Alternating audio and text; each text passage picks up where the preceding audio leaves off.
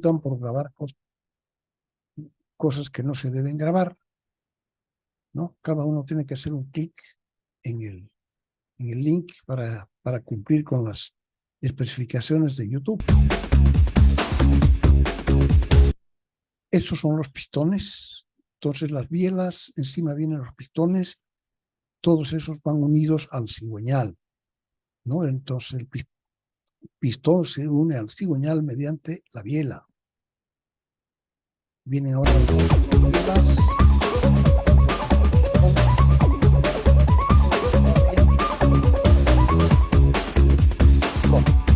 Va asegurado al bloque por abajo, ¿no? Adelante se pone unido al cigüeñal esta pieza grande. Es un disco de acero pesado o de fundición muy pesado y que gira junto con el cigüeñal. Entonces gira a la velocidad que gira el motor. El objeto de esta pieza se llama el volante de inercia. El objeto de esta pieza es regularizar las revoluciones del motor, porque como el motor funciona en base a explosiones, cada vez que sucede una explosión en uno de los cilindros, ese es un impulso para el motor y trata de acelerar. Y después, entonces, trata de acelerar y este volante de inercia, digamos que impide que se acelere, pero hace que siga rodando a la velocidad que estaba rodando. Y cuando el motor empieza a retrasarse, entonces este volante de inercia hace que se apure un poquito, de manera que esas oscilaciones de apurarse y retrasarse se minimizan con este volante.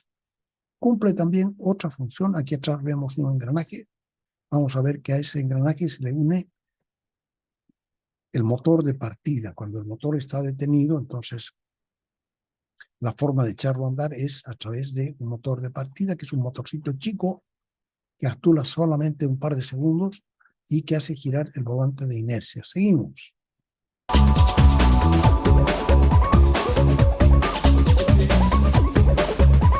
La culata. Tiene válvulas. Dos válvulas.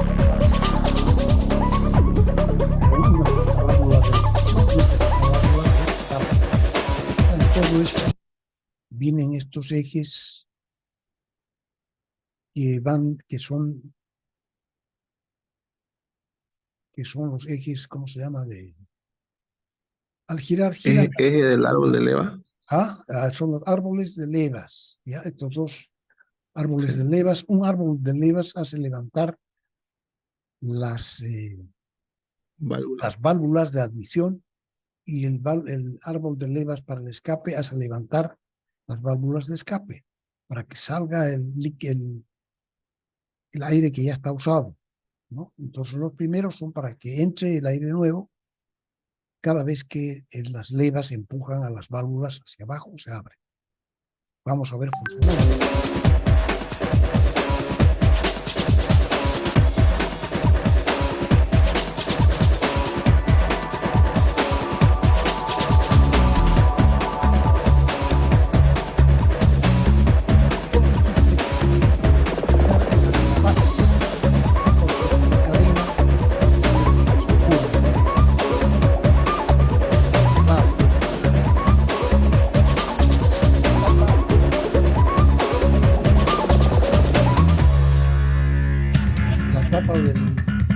De la culata. Todo eso, la tapa de la culata en realidad tiene que ver con el hecho de que aquí en la culata todo está en un baño de aceite, porque hay un rozamiento muy intenso todo el tiempo entre las levas, ¿no? De los árboles de levas y las válvulas, entonces la leva las empuja para arriba, las suelta, las empuja para arriba, las suelta, y eso entonces hace que si no hubiera un baño de aceite permanente, hubiera un desgaste total muy rápidamente, ¿no? Por ese roce fierro-fierro o acero con acero. En la parte de abajo viene un estanque que se llama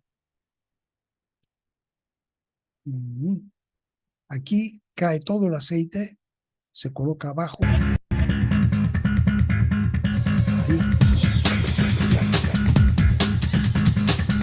¿Cómo se llama este tanque que viene abajo?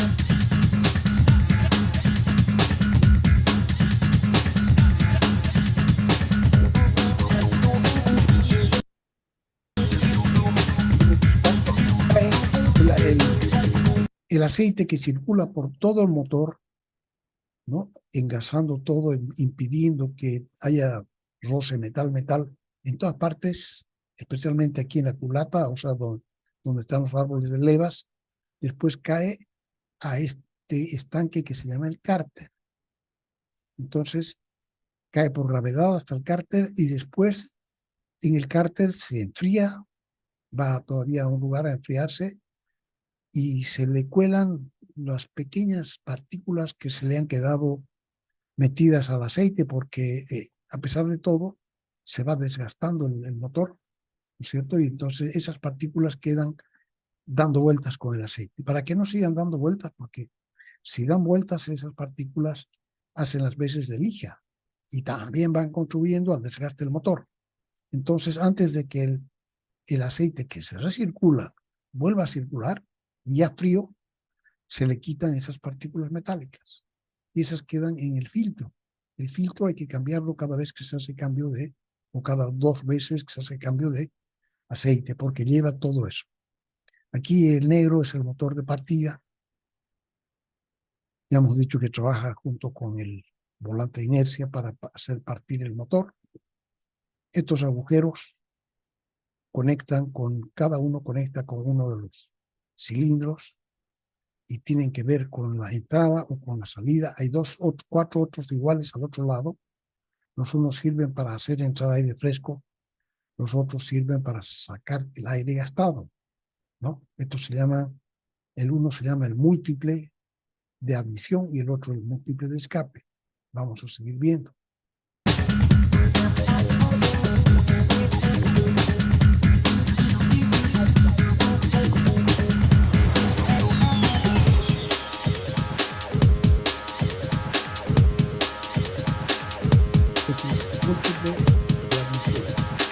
Entonces todo empieza acá en un solo conducto, pero que se divide entre 4 y que se habilita según el momento en que no se abren o se cierran las válvulas, permitiendo que haya ese flujo. Aquí viene algo que para medir el aceite.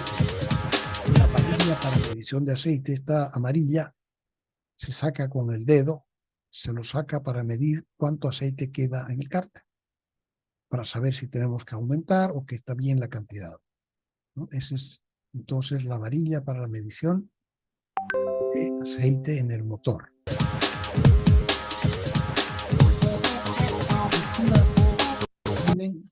Estos verdes que acaban de ponerse son los inyectores. En los motores modernos ya no se comprime una mezcla, porque la mezcla que se comprimía antes en el motor es una mezcla explosiva, ¿no? O sea que si está comprimida la mezcla de aire con gasolina, eso explota, es autoexplosivo después de un cierto tiempo. Y ese tiempo es cortísimo, entonces solita sin que suceda nada explota, y si explota, explota a destiempo. Entonces se quiere acortar el tiempo en que el aire es explosivo, añadiendo el combustible solamente cuando ya está comprimido y un milésimo de segundo antes de que vaya una chispa. Entonces estos son los inyectores. Además de los inyectores, los cables que van a hacer que pase hasta ahí el combustible, ¿no es cierto? Vienen además, aquí están cayendo las, ¿cómo se llama?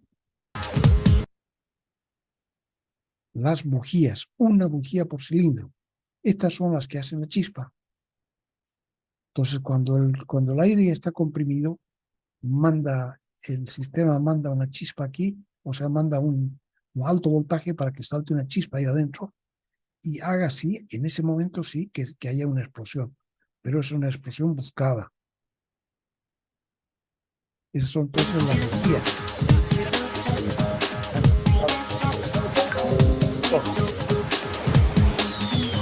Aparte, tenemos algunos motorcitos, o ese no es un motor, pero es un sobre para que se comprima aún más el aire que va entrando, utiliza algunos mecanismos. Bien, este sí es un motor, puede ser un motor alternador para hacer que se cargue la batería mientras el motor funciona. Todo tiene que funcionar, y es una polea clara que pone también todo en comunicación, de manera que cada cosa gire a la velocidad que tiene que girar para que todo sea un conjunto armónico.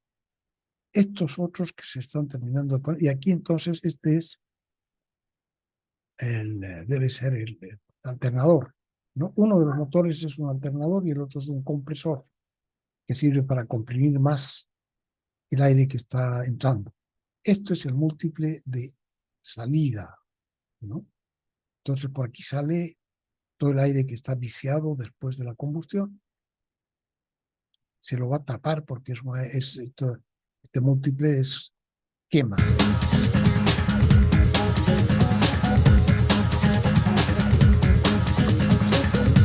Está viendo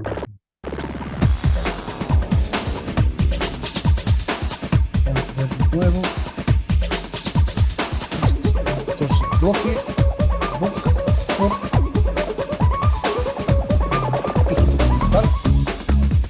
ya está unido a los filos mediante las pilas y mediante los motores. Está dentro del bloque.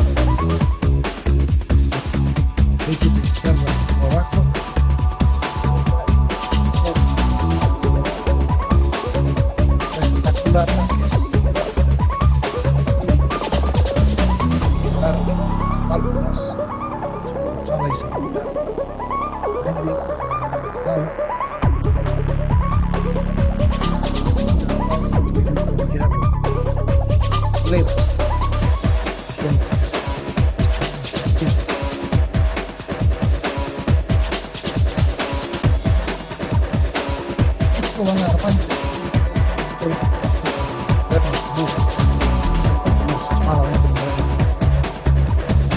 Pero puedes ganar más por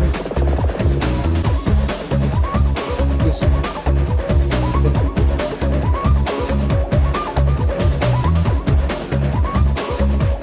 Tapa de plata, máquina de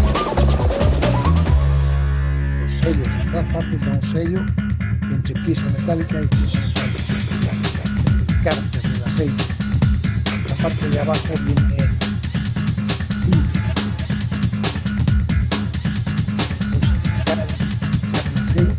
fría.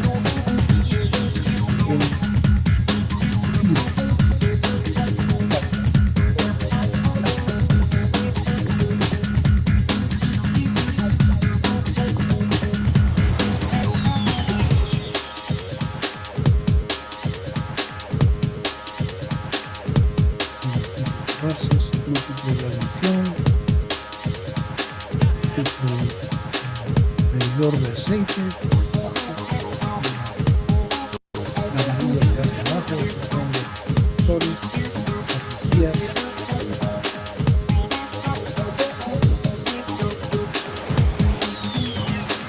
Es una turbinita.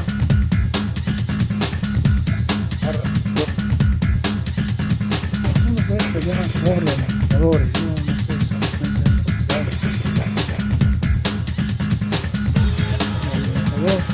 que hace que el aire que entra entre más todavía más apretado, haciendo que la compresión sea mayor que la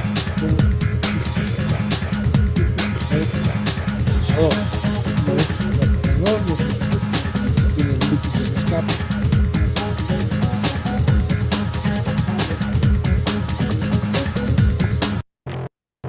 Pues ahora vamos a ver cómo todo.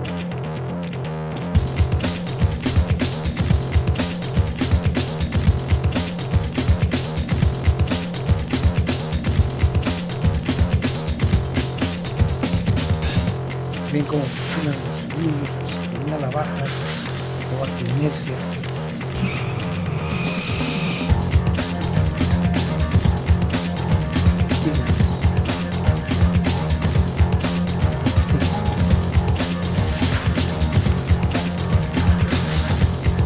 Uno solo, funciona uno solo. Una vez va para abajo, una vez entra aire fresco, luego también una vez sale el aire mojado. Una vez que corría el aire,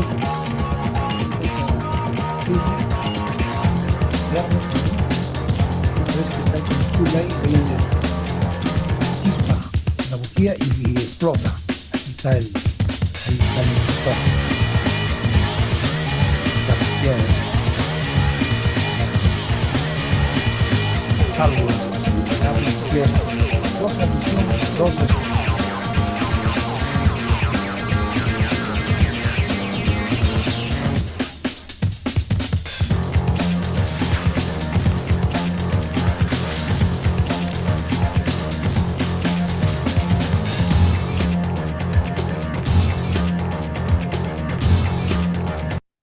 Bueno, podemos dejar de compartir. Ya han visto, muy bonito. Vamos a continuar ahora. ¿Con qué? Con esto. Estamos atrasados. Hemos visto el motor, pero vale la pena para que aprendan ustedes algunas cosas juntamente con la teoría. ¿Qué estamos viendo? Estamos viendo sistemas de medida, de medición. Hemos visto el sistema métrico, que era decimal y que tenía de bueno que para ir de una unidad a la siguiente, hacia arriba y hacia abajo, simplemente hay que multiplicar o dividir por 10. Si el metro se multiplica por 10, tenemos o por 1000, tenemos un kilómetro.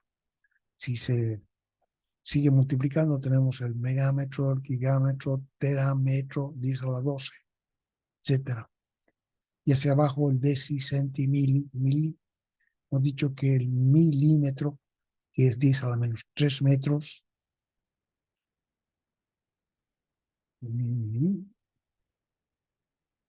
aquí que está mal esto, mili es mm, no es m. El que es m es el metro, ¿no? Entonces aquí debería decir mm. Y micro, bueno, solamente el prefijo está aquí, m de mil, mi de micro, etcétera.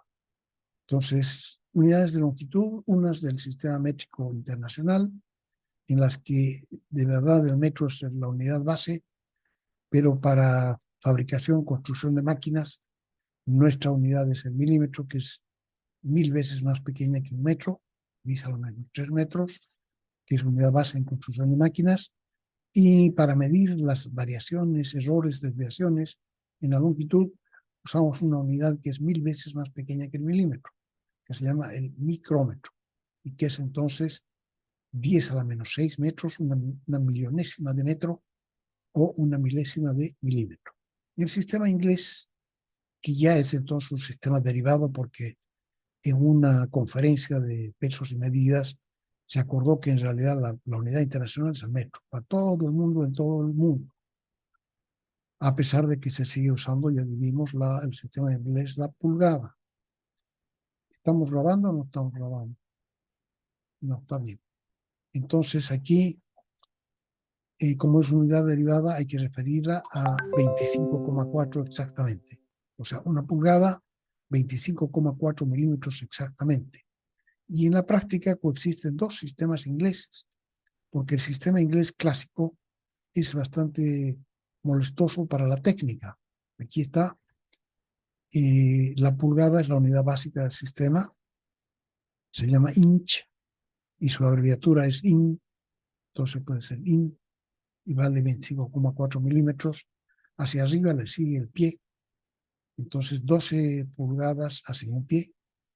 El pie tiene, como abreviatura, se llama FT de fit, o también una cremilla. La pulgada lleva dos cremillas, ¿no? Pulgada, pie. Y 3 pies hacen una yarda. Entonces hay que multiplicar la pulgada, hay que multiplicarla por 12 para tener un pie. el pi hay que multiplicarlo por 3 para tener la próxima unidad hacia arriba. O sea, no es decimal como el otro, que es tan conveniente. Y hacia abajo lo que hay que hacer es ir dividiendo entre 2. La pulgada se pasa a la media pulgada, la media a la cuarta octava, 16, 32, 64, 128 pulgadas. En cambio, el sistema inglés técnico ha pasado a ser un sistema decimal. Entonces está la pulgada y hacia abajo viene la décima, 0,1 décima de pulgada, centésima de pulgada, milésima, 10 milésimas, 100 milésimas y millonésima de pulgada. Un acuerdo, en adelante en el texto se entenderá lo siguiente. Se usará principalmente el sistema métrico, o sea que nosotros vamos a trabajar siempre o casi siempre el sistema métrico, de modo que si no se indica nada, se sobreentenderá que se trata de milímetros. Es decir, que las medidas en milímetros solo llevarán el número, sin el sufijo que dice mm, ¿ya?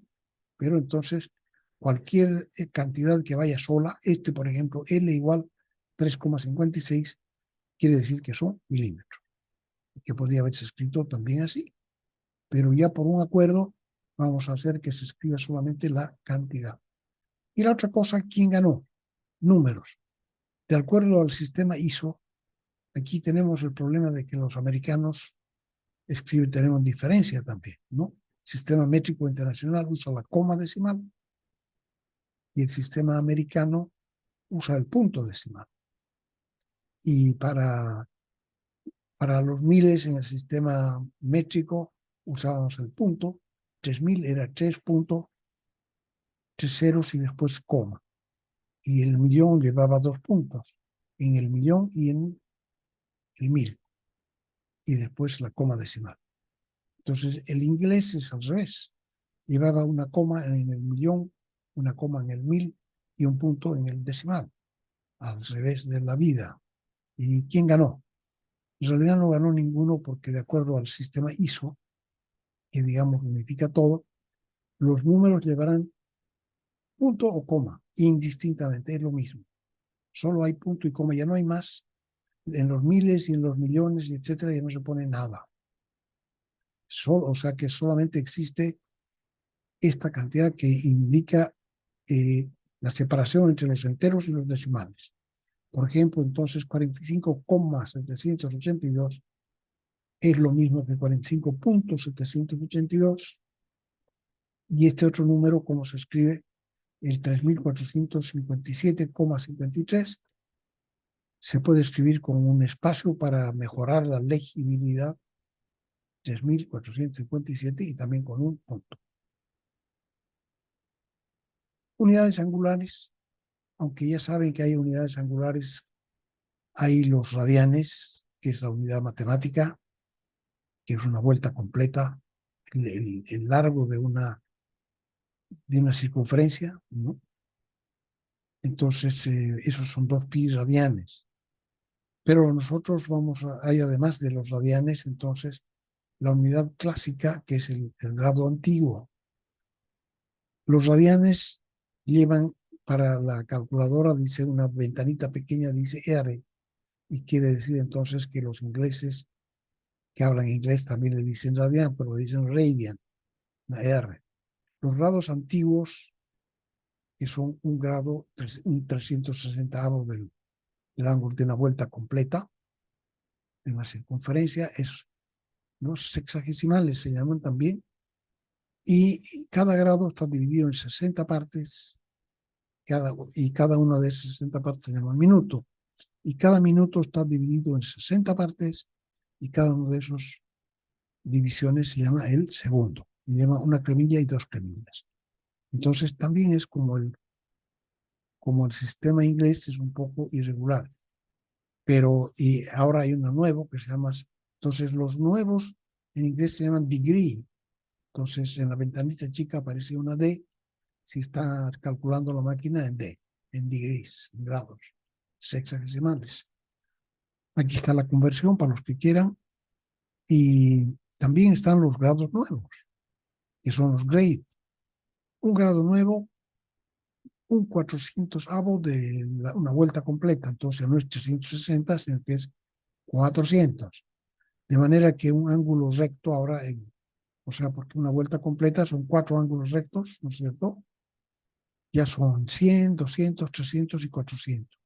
Y en el normal eran 90, 180, 270 y 360. Entonces los nuevos grade son así. Estas son sus abreviaturas, C, C y CC. También aquí está la conversión. Pero nosotros, como todo el mundo, vamos a seguir usando los degrees, ¿no? Excepto matemáticas. Matemáticas usa el número real, que es el radiano. Nosotros no usamos el número real. Y para el tiempo es igual que los grados hexadesimales. Aquí la unidad de tiempo es el segundo, una S con 2 comillas, la unidad básica, el minuto para arriba, 60 segundos, 60 segundos es igual a un minuto, y la hora es 60 minutos, igual a una hora, o sea, 3.600 segundos. Eso no se ha modificado, ha permanecido igual. Lo que sí se modifica a partir del segundo, ya empieza a ser una unidad centesimal o decimal, décima de segundo, centésima de segundo, milésima, etcétera, ¿ya?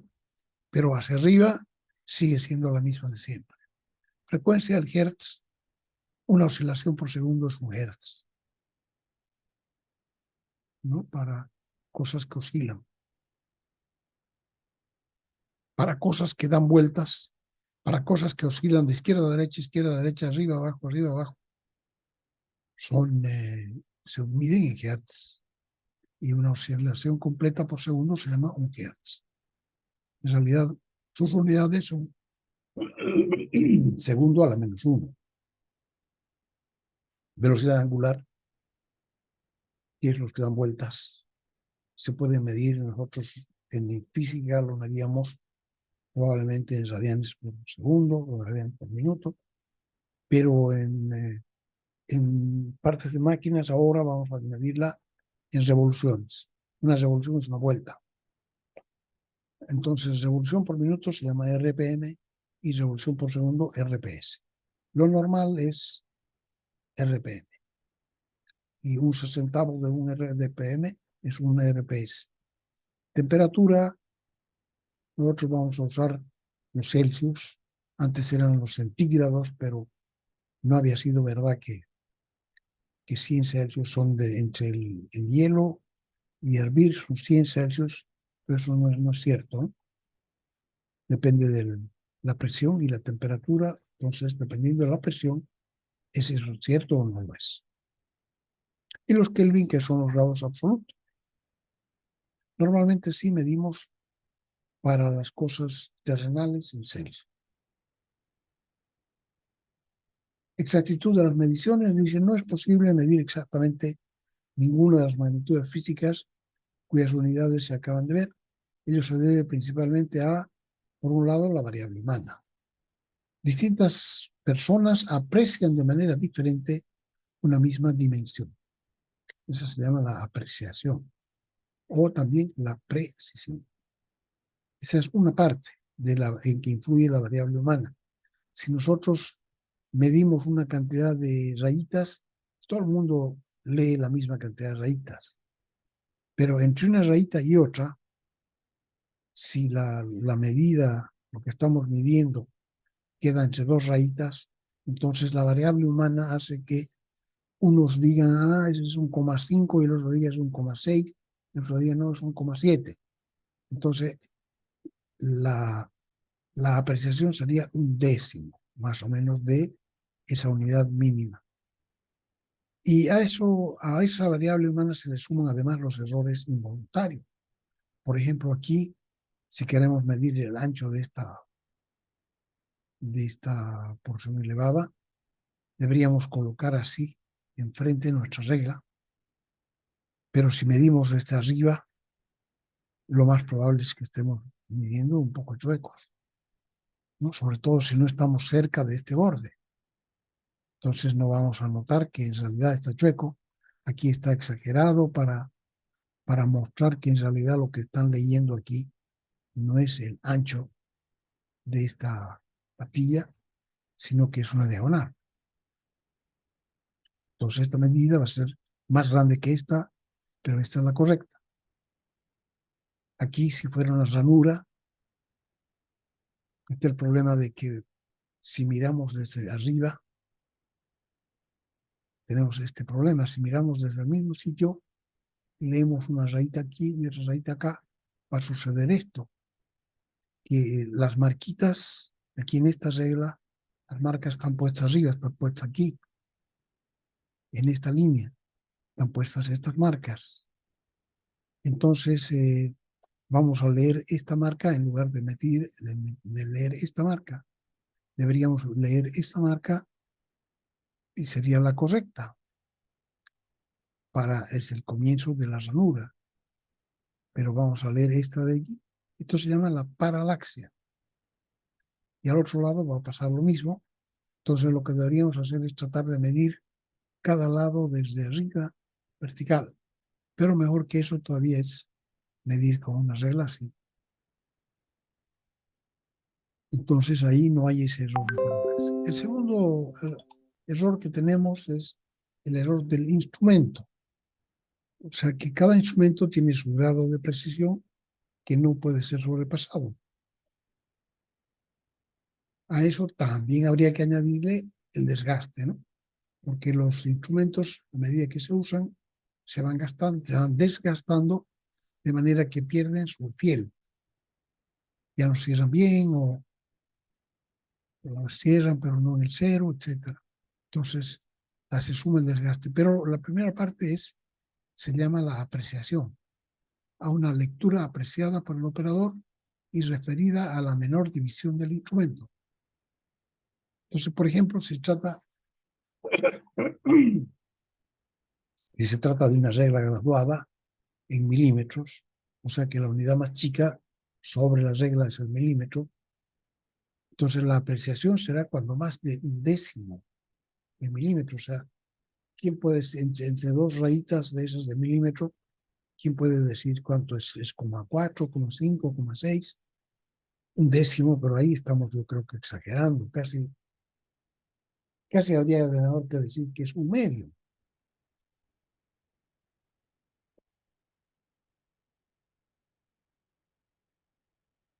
Entonces a eso le llamamos la apreciación y depende de cada instrumento, de cómo estén marcadas las unidades más pequeñas en el instrumento. Y la temperatura es uno de los elementos que más nos distorsiona las lecturas y que hace que midamos de manera inexacta. Entonces, sabemos nosotros que todos los cuerpos cambian de tamaño con la temperatura a la que se encuentran. O sea que podemos escribir que el largo de una pieza de cualquier material a la temperatura 1 es igual al largo de ese mismo longitud, ¿no es cierto?, a la temperatura 0, pero multiplicada por 1, o sea que más alfa por delta T. Entonces, si aquí quitamos el paréntesis, L1 va a ser igual a L0 más alfa por L0 y por delta T. Entonces, alfa por L0 y por delta T es la parte que se ha agrandado debido a la temperatura, al cambio de temperatura. Aquí el cambio de temperatura delta T sería T1 menos T0, ¿no? Ha cambiado al medir el 0, cuando medía el 0, estábamos a temperatura T0. Y cuando mide TL1 está a temperatura T1. O sea que delta T es el incremento de temperatura. Incremento o decremento, si aumentó o disminuyó, pero a veces decimos también incremento negativo, ¿no? Entonces, esta sería la fórmula básica para el cambio de tamaño debido a la temperatura. Y al coeficiente alfa le llamamos coeficiente de dilatación lineal. que se agrandan los cuerpos, ¿no? A medida que aumenta la temperatura. Y este alfa no es universal, sino que depende de cada material. Ya hemos visto que cuando definieron el metro, se buscaron una aleación que ya estaba bien sabida, que se llama el INVAR, que tiene un coeficiente bien pequeñito. Entonces, cada material tiene su propio coeficiente. L0, longitud a la temperatura 0, L1, longitud del cuerpo a la temperatura T1. Algunos ejemplos de coeficientes de dilatación lineal sería para el acero 11 por 10 a la menos 6. Aquí estos coeficientes dependen de esta ecuación. Es una ecuación física y por tanto tienen que coincidir las unidades. Si L1 está en milímetros, L0 también tiene que estar en milímetros y este número alfa por delta T tiene que ser un número sin unidades, o sea, dimensión nada. O sea que si esto es delta T y está en grados de Celsius, alfa tiene que estar en 1 partido por grado Celsius. Así, grado de Celsius a la menos 1, para que al multiplicarnos nos dé una cantidad sin unidad. Aleaciones de cobre tienen su coeficiente de dilatación lineal más grande que el acero, 16,7 por 10 a la menos 6 grados a la menos 1, y las aleaciones de aluminio todavía se dilatan más que el cobre, 21 por 10 a la menos 6 grados a la menos 1. Por ejemplo, dice, si una barra de acero con una longitud de 100 milímetros aumenta su temperatura en 10 grados, entonces la nueva longitud será L1 será igual a 100, que es L0, por 1 más alfa, que en este caso, por tratarse de acero, vale 11 por 10 a la menos 6, y por 10, que es delta T, el incremento de la temperatura. Entonces, si uno calcula eso, tenemos 100,011 milímetros. Es decir, delta L está aquí arriba también. No, no está delta L, pero si deshacemos esto, va a ser L1 menos L0, llevamos L0 al otro lado, va a ser alfa por L0 por delta T. Ese sería el incremento de longitud. Delta L sería L1 menos L0 igual a 0,011 milímetros. 0,011 milímetros o bien 11 micras. O sea que si hemos dicho que las variaciones y errores se miden en micras, una variación de 10 grados solamente hace que ya nos varíe, ¿no? O sea que el instrumento con el que estemos midiendo, si es lo suficientemente sensible, debería marcar la diferencia, debería marcar otra longitud, 100,011. O sea, 11 micras de más, que puede ser leído sin dificultad si se supone que los errores se miden en micrómetros. Por este motivo, en los laboratorios de mediciones se mantiene una temperatura controlada y normalizada. Las temperaturas estándar que se utilizan son para los laboratorios, son 20 grados y otras veces 0 grados. Patrones de medida.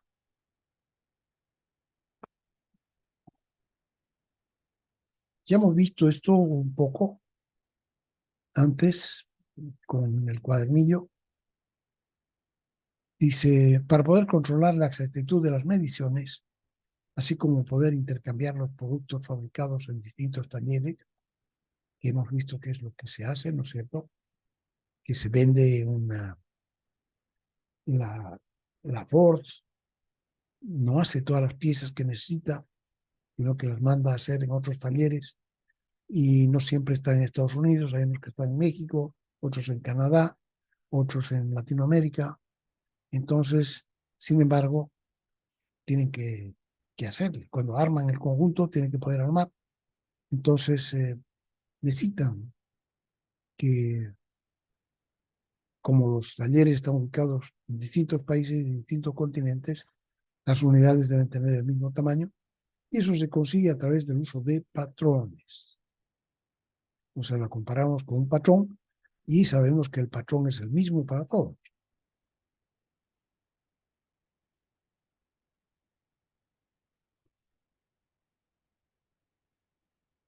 El metro patrón es una unidad primaria. Sin embargo, no es posible que cada taller tenga su metro patrón, ¿no? Nos gustaría, pero no nadie. Y si lo tuviera, ¿cómo vamos a medir una pieza que hemos fabricado, no? Sería muy difícil calibrar con él los instrumentos de medición que se utilizan. O sea, se está suponiendo que este metro patrón no mediría directamente los productos que fabricamos, sino que controlaría nuestros instrumentos de medición, que es lo que normalmente se hace. Los patrones sirven para controlar nuestros instrumentos de medición. O sea, cada cierto tiempo hay que volverlos a calibrar para que den el cero exacto, etcétera. Por ello se hizo necesario, dice, idear patrones secundarios que pudieran poseer todos los interesados y que sirvieran de forma eficiente para controlar sus instrumentos de medición con una alta precisión. Calibres o galgas patrón, también llamados calibres prismáticos, fueron inventados y dados en Suecia alrededor del año 1900 por el señor Johansson. O sea que se llaman entonces calibres Johansson por este señor que los inventó, que era un señor sueco. Cuando los inventó alrededor del año 1900, dice. Y se le ocurrió a este señor Johansson, se le ocurrió fabricar unas piezas prismáticas de lados paralelos, ¿sí? Que tenían distintas alturas. Entonces, para hacer la medición que queremos hacer, la calibración, nosotros juntamos esos calibres prismáticos, los juntamos así, hasta que nos dé la distancia que nosotros estamos queriendo medir, ¿no? Entonces, lo que se fabricaba, dice, en 1911 se fabricaban ya calibres Johansson. En 1920, la Ford Motor Company se lo compró, se lo llevó al señor Johansson como especialista en este asunto de los calibres. Se lo llevó a Estados Unidos después de la Primera Guerra Mundial y allí idearon métodos para producirlos en gran escala. La Ford Motor tenía muchos problemas con sus motores, ¿no? Había muy poca eficiencia, había mucho descarte por el hecho de este mismo que tenía problemas con la medición de que los instrumentos con los que medían fueran iguales. Entonces, las piezas que hacían no eran iguales o no eran intercambiables. Entonces, en 1940 se producían ya en varias empresas de Estados Unidos y de Europa. O sea que ya desde 1940 las empresas que podían comprarse eso empezaron a comprarse calibres prismáticos hasta ahora, ¿no? Hasta ahora siguen siendo los patrones, estos se llaman patrones, pero secundarios. Los calibres patrones se fabrican de una aleación de acero endurecida y estabilizada. Hay una empresa que está fabricando ya no de acero. Estos de acero endurecida y estabilizada porque hay unos que son muy delgaditos, como planchitas. Y como los han endurecido, a veces esos endurecidos se tuercen. De repente suena, uno lo tiene en la mesa y de repente ¡crack! Suena y se tuerce, se alabean y nunca más vuelven a ser plano. ¿Por qué? Porque, wow, ay, vamos a tener que, me van a esperar un ratito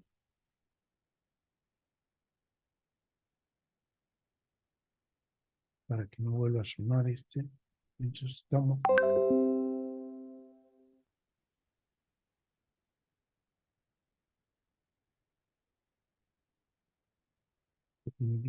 Ahora, suban eso. Sí. Entonces, por lo menos se va. Entonces ya se fabrican juegos, ¿no?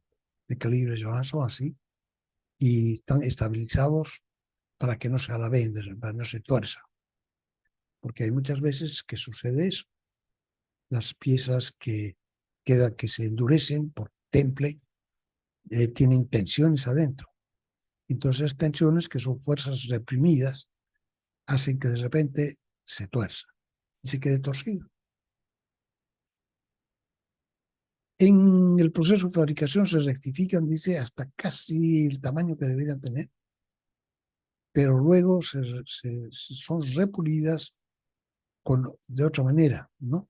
Para que no, porque se tiene el miedo de que si lo hacen con una herramienta que se va deshaciendo también de a poquito, quede una virutita por ahí encima que puede estar, ¿cómo se llama?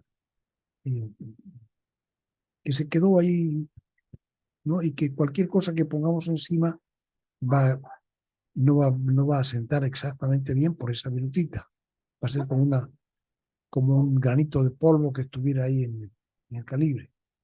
Estos calibres, dice, tienen una rugosidad, o sea, son prácticamente planos las superficies de ajuste, digamos, ¿no? Aquí, por ejemplo, está poniendo un calibre de 50, de 20, de 10, de 5, de 4, de 2, y lo tiene así en el aire y los calibres no se caen. ¿Por qué? Porque son tan planitos y tiene tan poca rugosidad que prácticamente el aire se ha salido de esas dos partes y parece como si fueran una sola pieza.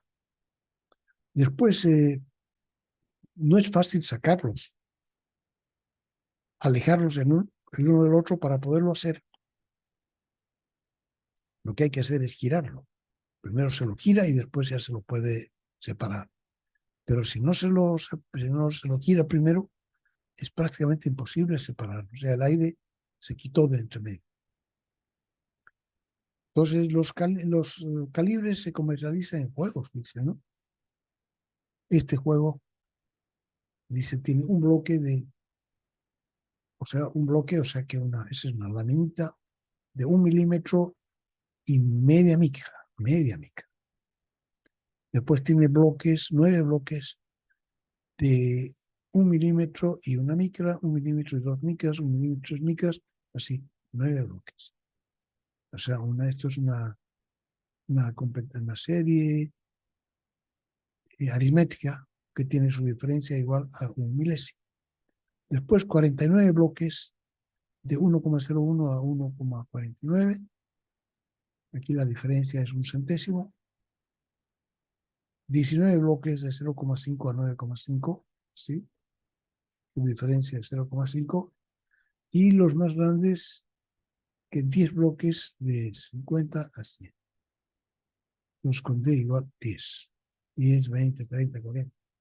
Los bloques se acoplan uno sobre otro. Este es un ejemplo, ¿no? Un juego que tiene 88 piezas. Estos calibres, como todo, también se fabrican en distintas calidades. Las calidades se llaman grados. El grado doble cero, que tiene un error garantizado, son errores garantizados por el fabricante, de más o menos 5 centésimas de micra, más L partido por 100. Por ejemplo, dice, si L fuera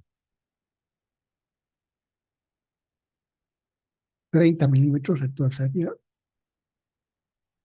3 partido por 100, 3 centésimas de micra, entonces sería en total más menos 0,08, ¿no? Aquí 3 y aquí. Si fuera 1000, o sea, una mesa, por ejemplo, pero esto en realidad son bloques chiquititos. Este es el error garantizado. Los más precisos son los más caros también y se utilizan para cosas muy específicas. Uso en laboratorios científicos, en laboratorios de investigación y oficinas de patrones, donde tienen que tener la cosa muy exacta. Pues el grado 0, control de aparatos de alta precisión. El 1, control de calibres y micrómetros. Esos son instrumentos de medición y de calibración. 2, control de instrumentos de control, también, pero para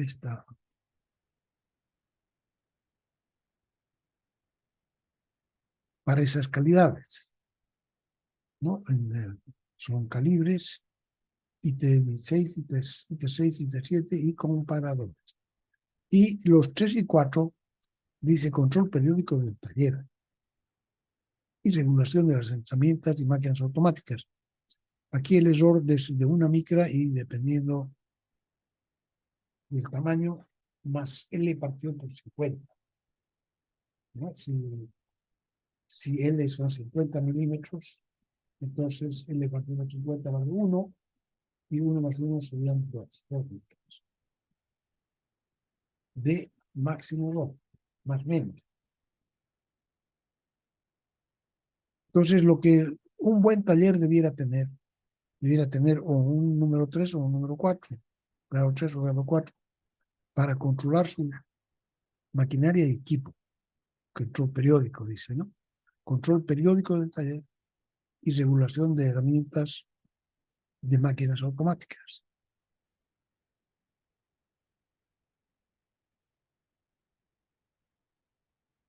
Instrumentos de medición, longitudes, entre las primeras, bueno, vamos a ver antes de eso, a ver qué tenemos aquí. 11.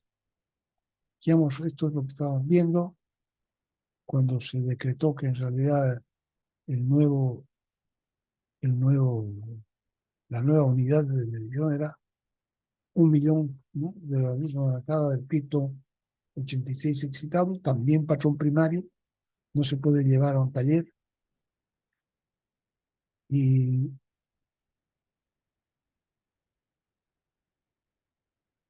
un ejemplo de patrón secundario, por ejemplo, patrones prismáticos Johansson. Este es uno de los antiguos. Fíjense que solamente tiene 26 piezas. El otro que aparecía en el texto tiene 88, o sea que tiene gran cantidad de piezas. Quiere decir que ya saben fabricar esas piezas tan exactas de una forma más económica. Porque en este caso, 26 piezas era como tener una joya, un juego de calibres, ¿no? En ese entonces venían varias series. Este tiene 26 piezas. 9 de esas piezas eran una laminita de 1 milímetro y una micra. 1 milímetro y 2 micras. 1 milímetro y 3 micras. 9. Hasta 1 milímetro y 9 micras. 4 piezas de centésimas. Entonces va a ser 101, 102, 103 y 109. Usando estas podemos conseguir todo lo que falta, ¿no? 107 sería este con este, no 1, pero 2. Y 108, este es 102 con 106, da 108, 9, da 108. Entonces, por ejemplo, dice cómo se puede formar el 45,76. Para ejercicio dice formar todas estas longitudes. Ya sabemos que tenemos que ponerlas una a continuación de otra, ¿no es cierto?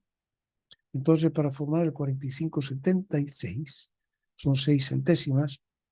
De aquí de la segunda serie, podríamos sacar 1,06. Entonces tendríamos 6 centésimas.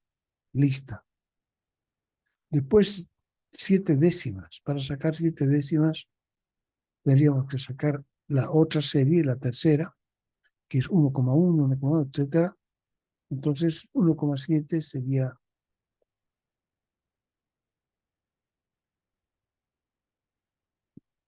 1,1 más el 1,6, juntas dan 0,7. ¿No?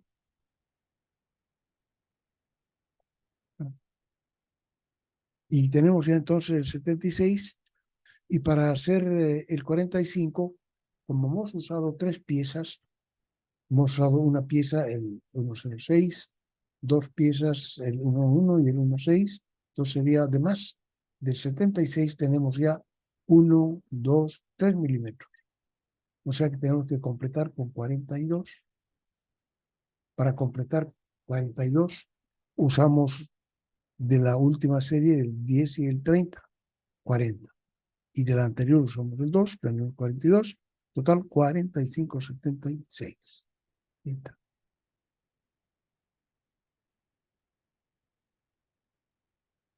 Y aquí hay una foto de una cajita de calibres moderna, de calibres Johansson Mitutoyo.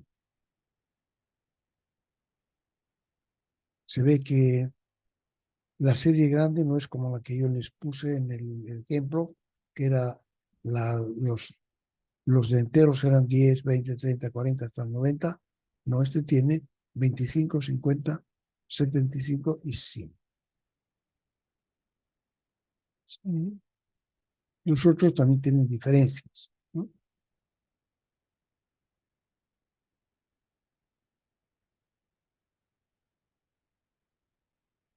Ahí vienen los catálogos, los bloques incluidos, diversos. Tarea número 2.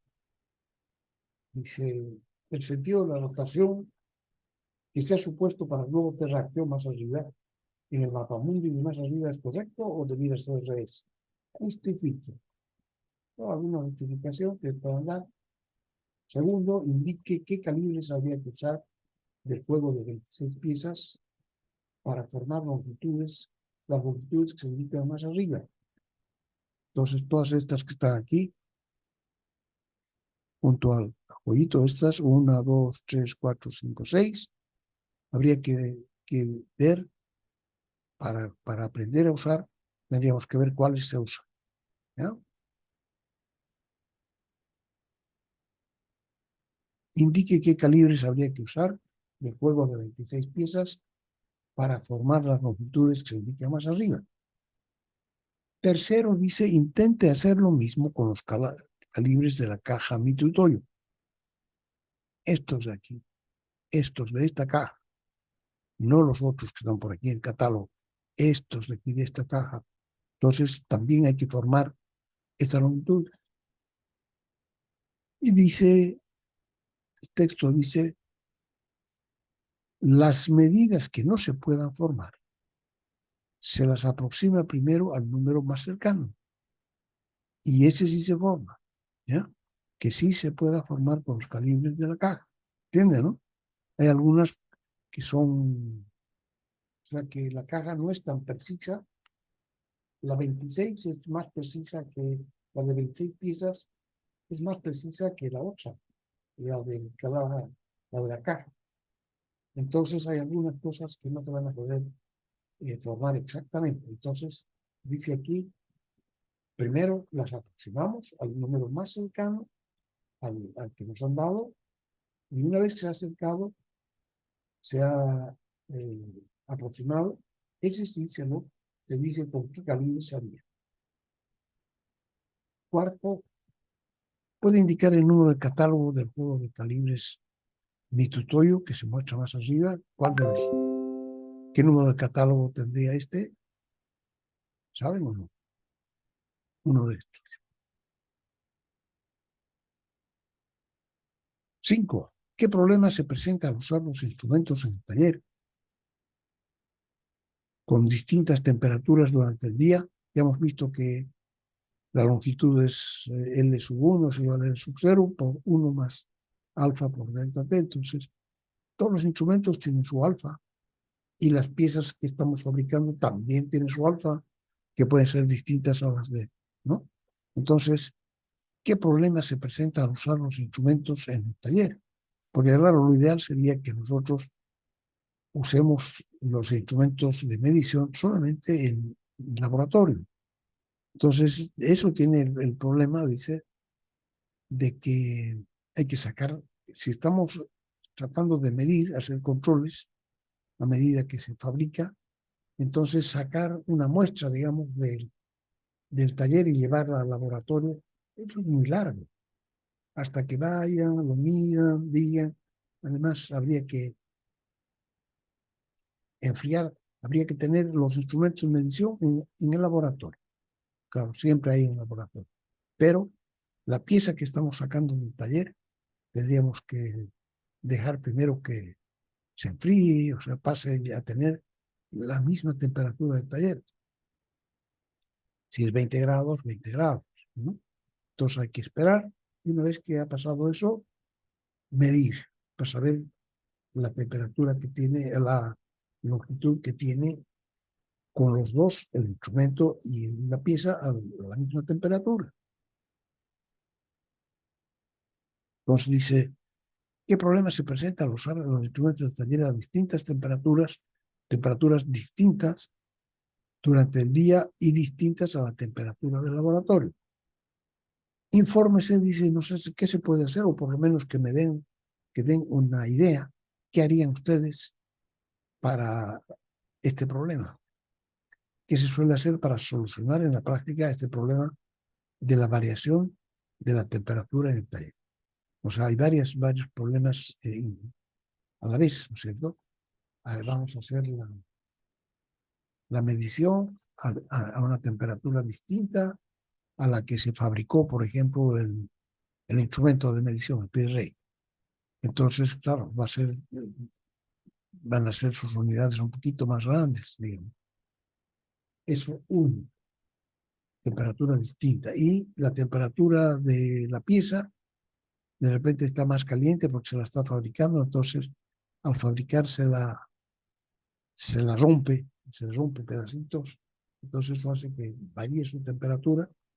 Entonces también hay que ver eso, y aunque tuviera la misma temperatura, es de un material distinto al del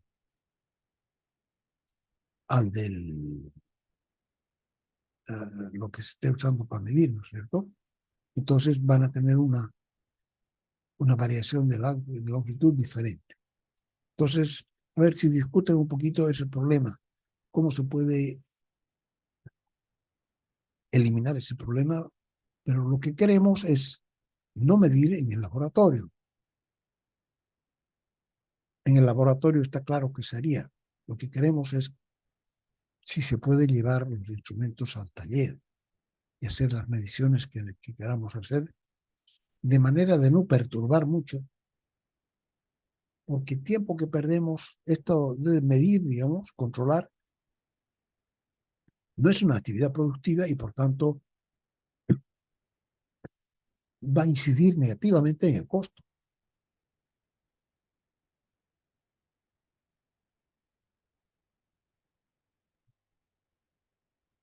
Voy a abrigarme un poquito porque me estoy dando tos.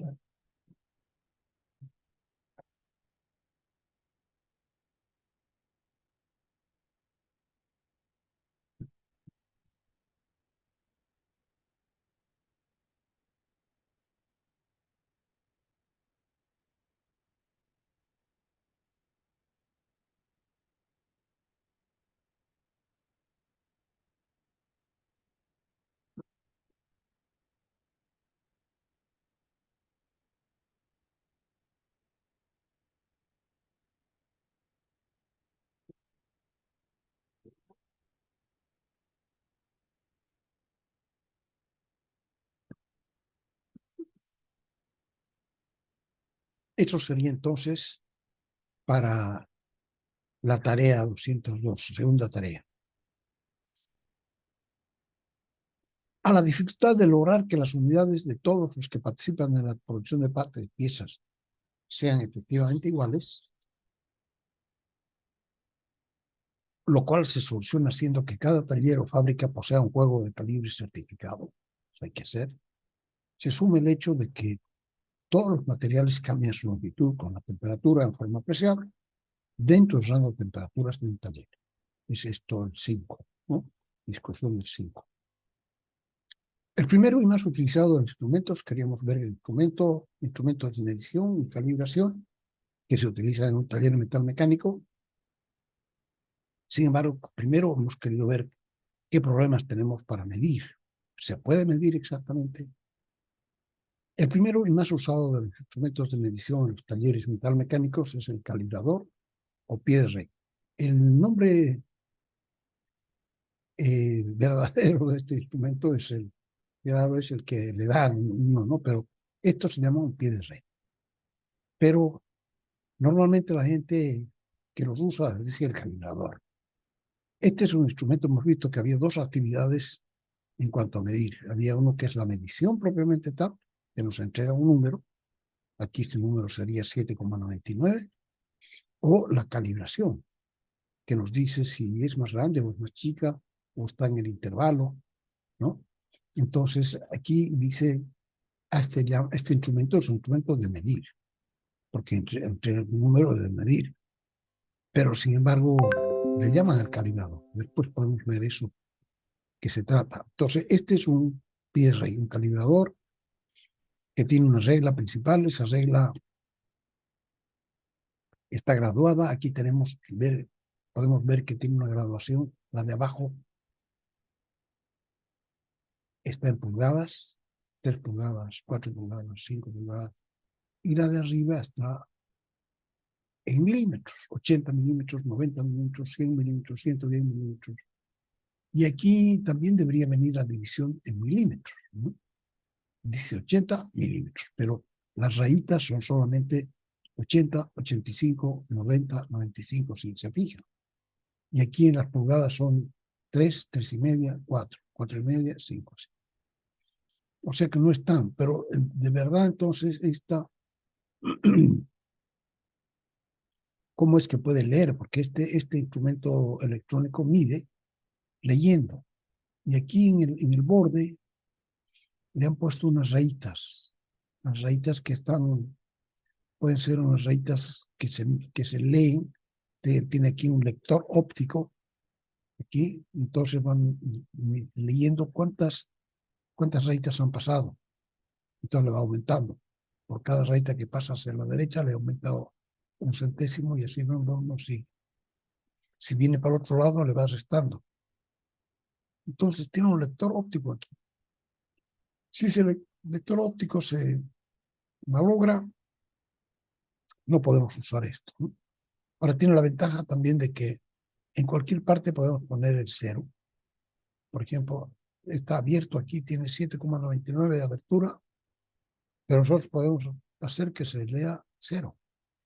Visto cómo a veces se utiliza tarar en las balanzas, ¿no? A veces queremos que el recipiente con el que estamos pesando no se tome en cuenta, porque si no, cada vez en medición que hacemos, tenemos que quitarle, es un molesto. Entonces lo que hacemos es tarar, hacer que la balanza no lea ese peso. Aquí lo mismo, podemos poner el cero donde nosotros queramos. O también puede ser que cuando lo cerremos, esto se descalibró. Nos cerramos y nos da 0,11, por ejemplo, o 0,13. Entonces podemos hacer que nos dé cero efectivamente cuando está cerrado, ¿no? Para esas dos cosas sirve. Para apagar y para prender y para cambiar de unidades, milímetros y pulgadas. Y para hacer que esto se llama el nonio, bueno, no es un nonio aquí, pero es el lector con su pantalla, quede fijo en un lugar, tiene un tornillo aquí. Si se aprieta, queda fijo y ya no se puede mover, porque si no, esto se corre de un lado al otro. Y esto es para poner el dedo y moverlo de un lado al otro. Estas dos patitas son patitas para medir exteriores, las otras son patitas para medir interiores. Vamos a ver qué cosa dice aquí. Aquí está el pie de rey. Vean también esto y vean esta deducción que está hecha aquí. Cuando está cerrado el pie de rey, cuando las dos patitas en interior y exterior coinciden, entonces tenemos esta situación, la de la primera figura. Digamos que está muy ampliado esto y esta es la regla principal, que tiene 10 unidades. Yo he dibujado 10 unidades, 1, 2, 3, 4, hasta el 10, parten a 0. Y esta reglilla, cuando está cerrado el instrumento, aquí está cerrado, el 0 coincide con el 0. Pero han hecho lo siguiente, aquí dice, ha tomado 9 unidades 9 unidades y las han dividido en 10 partes. O sea que si estos de aquí arriba son milímetros, los de aquí abajo no son milímetros, son unidades de la reglilla. ¿Entienden, no? Porque hemos tomado 9 milímetros, digamos, y lo hemos dividido en 10 partes. O sea que cada unidad de aquí abajo es más chiquitita. ¿Y cuánto es más chiquitita? Un décimo, ¿no? Porque hemos tomado 9, hemos dividido 10. Entonces, en total hay una unidad más pequeña, pero hay que dividirla entre 10. Entonces, un décimo más chico es cada unidad. Cuando el instrumento está cerrado, coinciden ambos ceros, el del nonio y el de la regla principal. La primera división del nonio está a un décimo. La diferencia entre la primera y primera rayita hay 0,1, un décimo de esta longitud, ¿no? Porque en total son 10 décimos, que es casi una unidad menos. La primera unidad, la primera división está a una diferencia, a una distancia de un décimo de la división correspondiente a la regla principal. La segunda está a 2 décimos. La tercera a 3 décimas partes, 4, 5, 6, etc. Porque estas unidades de abajo son más pequeñas. Entonces aquí, si nosotros abrimos ahora nuestra regla, la empujamos la reglilla hacia la derecha de manera que aquí haya una abertura de un décimo, 0,1. Entonces, entre un 0 y el 0 va a haber 0,1. ¿No es cierto? Porque hemos empujado 0,1 para la derecha, la reglilla, pero ahora los dos unos van a coincidir, porque antes había una distancia de 0,1 entre los dos unos, pero como hemos empujado desde la derecha 0,1, ahora coinciden los dos unos. Si en lugar de haber empujado 0,1 hubiéramos empujado 0,2, entonces no sería el primero, el 1 que coincide, sino el 2 con el 2. Y aquí la diferencia entre el 2 de arriba y el 2 de abajo eran 0,2, 2 décimas. Y si empujamos 2 décimas, coincide el 2. Y aquí si empujamos, ¿cuánto sea? 3 décimas, coincide, ¿no? O sea, aquí hay una abertura de 3 décimas, entonces van a coincidir el 3 y el 3. Y aquí el 4 y el 4, porque hemos empujado 4 décimas, aquí el 5 y el 5, que hemos empujado 5 décimas. Piensen que este es el principio de medición de un nonio. Nosotros podemos saber cuánta distancia hay, si sabemos cuánto mide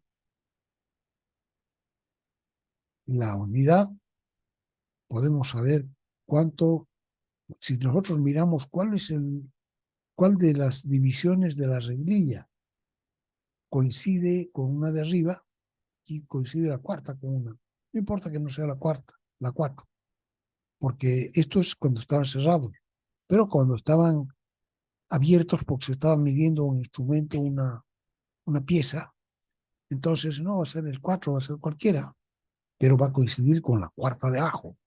Entonces nosotros sabemos que la pieza que estamos midiendo aquí mide una cantidad de unidades enteras más 4 décimas,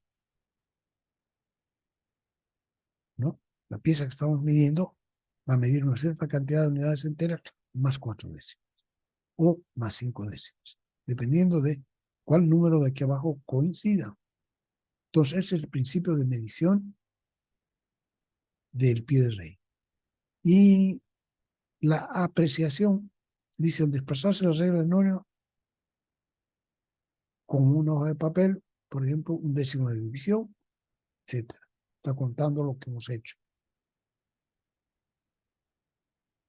Ejemplo, entonces, ¿qué pasa aquí si estuviéramos midiendo con el nonio de más arriba y tenemos esta es la situación? Entonces, el de abajo, el de arriba es la regla principal, el de abajo es el nonio. Entonces, Nuestro nonio tiene el 0, este es el 15, este es el 14 y este es el 13.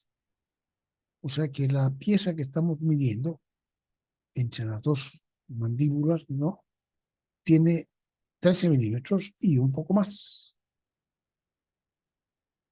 ¿Cuánto es ese poco más? Depende de cuál de las esté coincidiendo. Aquí coincide de la quinta, la sexta, la séptima. La séptima. Entonces, coincide 7, sería 13 más 7 de las unidades que correspondan al nonio. Por ejemplo, el pie de rey de la figura con 5 está, la longitud de la pieza que se está midiendo es 13 y además 7 décimos de milímetro, ¿no? Siempre que arriba sean milímetros, entonces aquí va a ser 5, 6, 7 décimas de milímetro. Es decir, 0,7 milímetros más, ya que la séptima raya del nonio es la que coincide con la raya de la regla principal. En general, para graduar la reglilla de un pie de rey, se toman n-1 divisiones, o sea que no siempre se toman 10 y se las divide en 9, sino que siempre tomamos, si tomamos n arriba,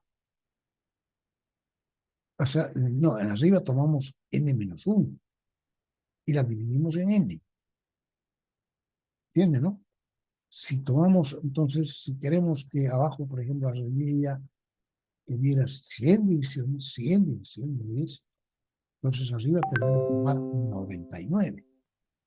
99 divisiones y dividirlas, 99 unidades y dividirlas en 100 partes, ¿no? Entonces, eso es cómo se fabrican.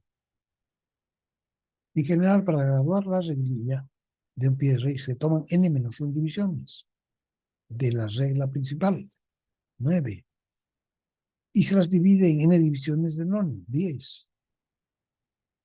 De manera que la diferencia entre la longitud de ambas divisiones será un n-avo de división. La diferencia entre longitud, ¿se acuerdan? Arriba era un décimo, porque n era 10 unidades. Entonces será 1 partido por n de división de la regla principal. Por lo tanto, si la división más pequeña de la regla principal tiene u unidades, o sea que puede ser que no sea 1 milímetro de aquí a aquí, no sea 1, sino que sea u. Entonces la aproximación va a ser a igual u partido por n, donde u es la unidad más pequeña de la regla principal, la división más pequeña de la regla principal. Entonces acuérdense que no siempre es 1. Entonces, para hacer general nuestra definición, no decimos que es 1 partido por n, sino que u partido por n. Y siempre que se haga así, se tome n-1 divisiones y se las divide en n partes. Entonces, la apreciación, la precisión que podemos pedirle a ese instrumento es u partido por n. Si u vale 1 milímetro, entonces u vale, y tenemos n de 10 divisiones, pues va a ser 1 partido por 10, que es el caso del ejemplo que hemos dibujado. Por ejemplo, si u es igual a 1 milímetro y el nonio tiene 20 divisiones, entonces en lugar de 10, entonces la aproximación de ese instrumento ya no es un décimo, sino que será un vigésimo. U vale 1 y n vale 20. Un veinteavo son 0,05. Si dividimos 1 entre 20, nos da 0,05. Esos son 5 centésimos. O sea que ese instrumento, este calibrador, está puesto aquí con una regla de milímetros, pero un orden de 20 divisiones, y ya puede medir con una precisión de 5 centésimas de milímetro. Mejorcito que el otro, ¿no?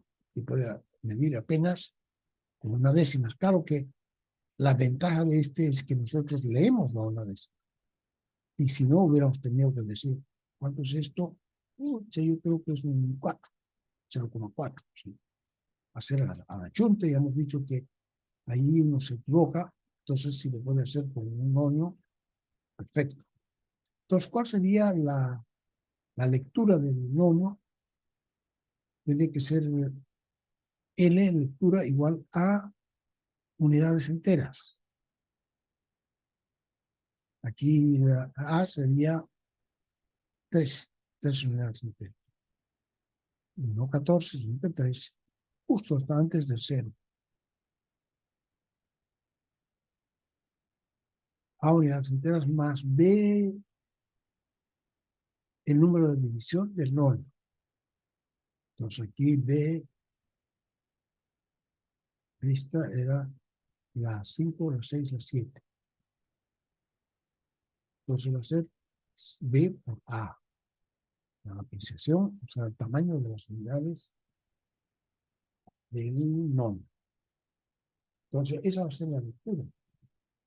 Cualquier lectura es A más B por A. Donde A es el número de unidades enteras que tiene el objeto que estamos midiendo y B sería entonces el número de división del nonio. Por ejemplo, si en el caso anterior tenemos 13, 34, 13, dice en el caso anterior el número de enteros, milímetros enteros es 34 y la 13ª división, en este caso de los 20, a igual a un 20avo. Entonces, por ejemplo, dice si A es igual a 34 y L igual, y B igual a 13, la 13ª división la que corresponde, la que coincide, la 13ª línea del nonio es la que coincide con alguna regla principal. Entonces, su lectura será 34 más 13 por 5 décimas.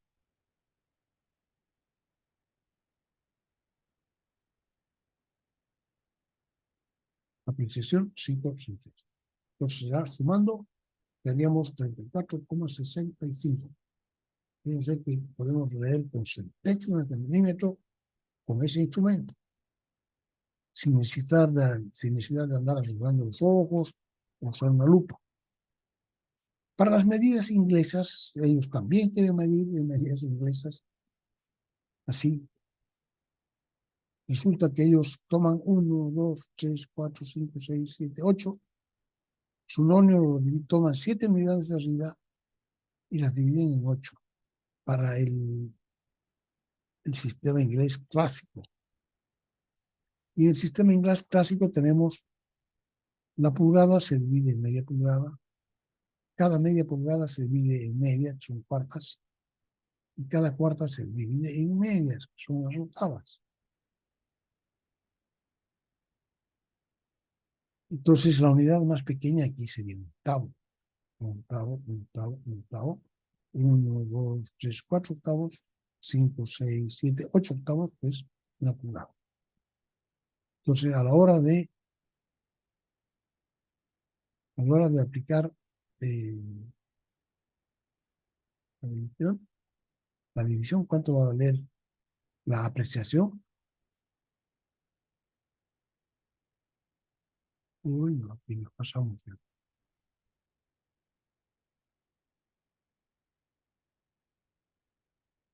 Entonces sería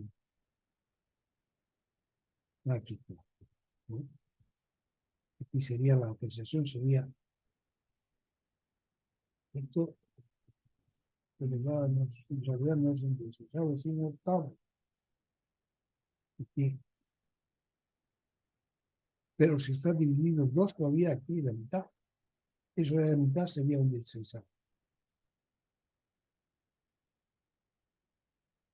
Entonces, si así fuera, pero esto de aquí arriba es verdad si la división más chiquitita es un 16avo aquí, un medio, un cuarto, un octavo, un 16avo sería aquí. O sea que sería un instrumento que tiene una división más chiquitita, un 16avo. Entonces, en ese caso, sería un 16avo y n sería 8. Así.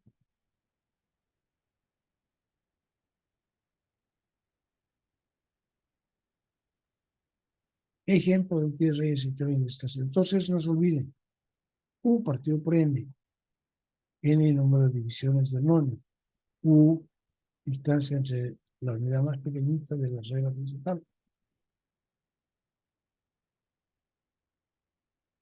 Ejemplo de pie rey del sistema inglés clásico. Aquí ya habíamos explicado cómo se llama cada cosa. Aquí son extremidades biseladas fija y móvil. Esta es la fija, esta es la móvil. Esta se mueve junto con el nonio, con la semilla. Y para los países del tercer mundo que mezclamos el aceite con el agua, o sea, no mezclamos los milímetros con las pulgadas, resulta que tenemos dos escalas, una abajo son milímetros y otra abajo son las pulgadas. Los que usan ellos tienen solamente pulgadas, no tienen milímetros. ¿Ya? Pero aquí podemos saber que es un instrumento hecho para el tercer mundo en el que lleva las dos unidades. Escala principal y esta es una varilla o sonda.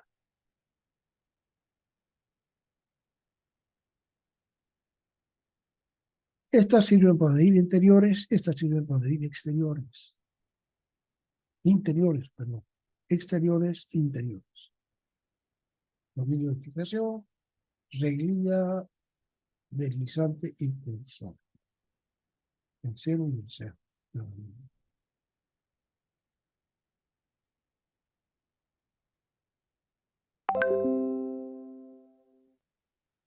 Dice tamaño. Hay pies rey que valen 1500, que tienen 1500 milímetros, o sea, metro y medio. Imagínense de qué tamaño es ese pie de rey. Y el más chiquitito tiene solamente 100, de bolsillo a bolsillo, 100. Y la precisión, los más precisos pies reyes que se hacen no tienen 10 divisiones, tienen 50 divisiones. Y arriba están divididos en milímetros. Entonces será un cincuentavo, que son 2 centésimos, ¿no? O sea que 2 centésimos es el pie de rey más preciso que podemos fabricar, que solemos fabricar. Es decir, con los pies rey más precisos se puede medir sin necesidad de microscopio ni otros artefactos con una precisión de hasta 2 centésimas de milímetro. Por otra parte, un microinstrumento sirve para medir desde pequeñas longitudes hasta longitudes que abarquen la capacidad total del instrumento. Por ejemplo, con un pie de rey de 1500 milímetros, el más grande que se hace, también podemos medir pequeñas longitudes de unos cuantos milímetros, claro, se utiliza el mismo. Aquí algunos ejemplitos, medición de exteriores, con las patitas para medir exteriores, medición de interiores, un canal con las patitas para medir interiores y profundidades. ¿Sí? Ahora, cuando son, por ejemplo, esta barra redonda es más grande que las patitas, ¿no? O sea que las patitas no llegan hasta la mitad. Porque si no pasamos por la mitad, por el centro, lo que estamos midiendo no es un diámetro, es una cuerda, ¿no? Entonces aquí está pasando por arriba, lo levantó el instrumento para que así pudiera llegar a pasar por un diámetro. Aquí, ¿para qué están biseladas las puntitas?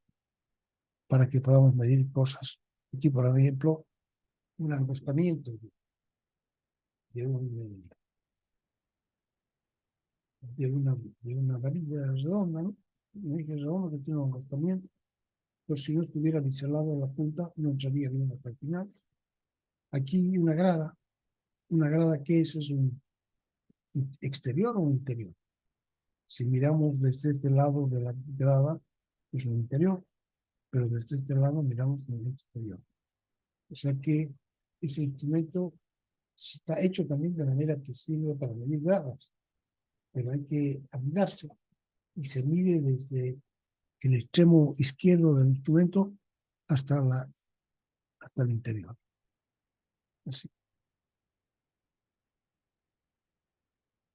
Este otro es un pie de rey también, pero que está hecho, se lo ha cambiado, de manera que ya no tiene la forma típica esta, sino que tiene dos alas. Y este es para medir profundidades y espesores. Así se lo coloca con las alas puestas encima del agujero y tiene una lengüeta, ya sabemos. Entonces esa lengüeta no es como los demás que era una varilla, sino que aquí el cuerpo principal es la lengüeta. No se lo puede poner así. Ahora, si medimos así, haciendo llegar la lengüeta abajo,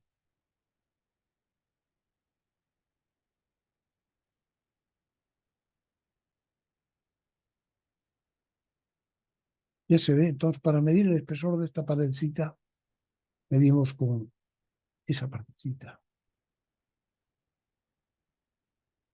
Estos tiene un antiguo, además de la reglilla de cosadera, tiene esta otra parte que sirve para medir para mover con precisión esta pieza, la reglilla, ¿no? Entonces, tiene dos partes que están conectadas por un tornillo. ¿Qué se hace? Se fija esta primera parte de la derecha y se deja el otro.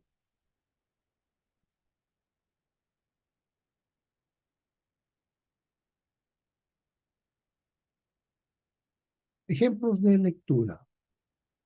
Aquí tenemos, ¿a qué hora hemos empezado? A las 8:30, ¿no? Hasta las 11:15 nos toca. Aquí entonces tenemos A, ¿cuánto vale? 5, 6. 6, pero tenemos, este es un instrumento de 2, 4, 6, 8, 10, 12, 14, 16, 18, 20, 24, 25 divisiones. Entonces, y U es igual a 1. Un 25avo sería la apreciación. Un 25avo son 0,04. Entonces, mediría 6 milímetros. ¿Y cuál de esas sería? Esta de aquí sería la que está coincidiendo, que es la segunda, la cuarta, la sexta, la octava, la décima, la undécima, 11, ¿no? 11 por 0,04 hectáreas. En ese ejemplo, el ejemplo E, este es un instrumento de un calibrador, pero está en pulgadas, pero no son las pulgadas clásicas. Estas son pulgadas clásicas. Estas son las pulgadas nuevas, técnicas. Entonces, ¿cuánto vale U aquí? Piense que es 3.5, 3.6, 3.7, 8, 3.9 y 4. O sea que entre rayita grande y rayita grande hay 0,1 pulgadas. Y 0,1 entre 1, 2, 3, 4, 0,1 entre 4 es 0,025. 0,1 entre 4, 0,025. Eso es 1. Y arriba tenemos 1, 2, 3, 4, 5, 25. Entonces, para A sería 0,25, 0,25 partido por 25. U partido por N. Y eso da un milésimo. Entonces, este tiene un milésimo de precisión, de apreciación. Entonces, aquí sería, está midiendo hasta aquí, hasta la reglilla viene 3,5, 3,6. Y de ahí un poquito más. Ese poquito más es este de aquí. Dice que es el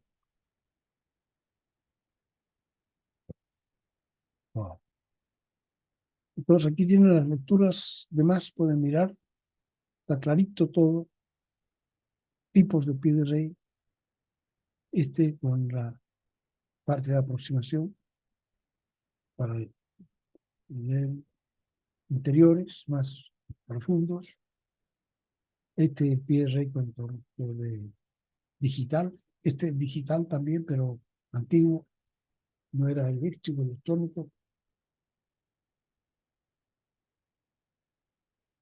Y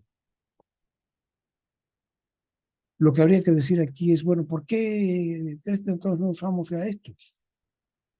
Y si hay, ¿no? Es más cómodo porque aparece una pantalla en número grande, no hay que estar mirando como en estos, cuál de las raíces es la que coincide, etcétera.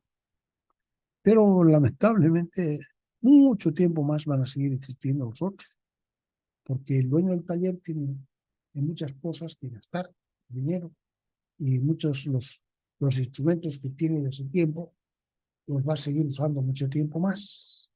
Así que vamos a seguir usando los normales. Tornillo micrométrico es el segundo instrumento que vamos a ver la próxima vez. Aquí nos veremos que estamos aquí. Tenemos entonces el digital, que es el normal. Tiene 20 divisiones, ¿ve? Está marcado hasta 20, hasta 10, pero tiene medias marcas. O sea que 10 por 2, 20. Tiene un tornillo para asegurar. Aquí arriba, como dijimos, tiene 3, 4, 5 y está marcado la mitad, la cuarta parte, la octava y la enseisada. Entonces, fíjense ustedes que serían las pulgadas, pero son pulgadas técnicas. No, no, perdón. Son las pulgadas clásicas. Y aquí está dividido en 8 partes.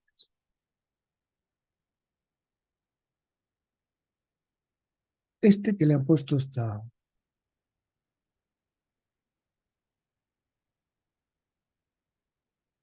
¿cómo se llama? Bueno, va.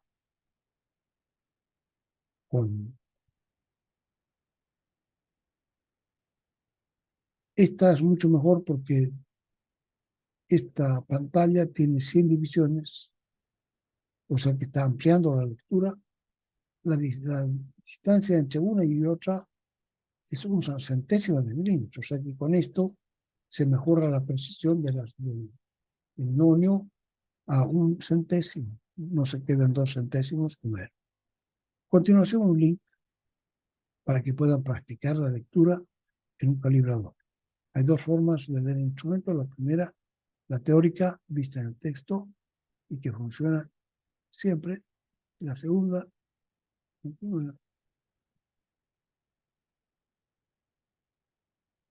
ok. Entonces, 2 formas de leer el instrumento. La primera, la que hemos leído, hemos aprendido nosotros. Y funciona siempre y puede ser cuando por primera vez estamos viendo un instrumento, hay que usar la primera. Pero la segunda es la que usa el tornero, usa el maestro, ¿cómo se llama? El obrero cuando está trabajando dentro. No mide así con nosotros, no usa un papel para multiplicar. Simplemente puede leer directamente la segunda. El video, vamos a ver ahora un videíto. Ese video contiene ejercicios de lectura que conviene que hagan hasta que les resulte natural leer directamente. O sea, vamos a usar la segunda forma. También deben hacer el mismo trabajo utilizando la escala en unidades inglesas. Entonces aquí vamos a dejar de grabar.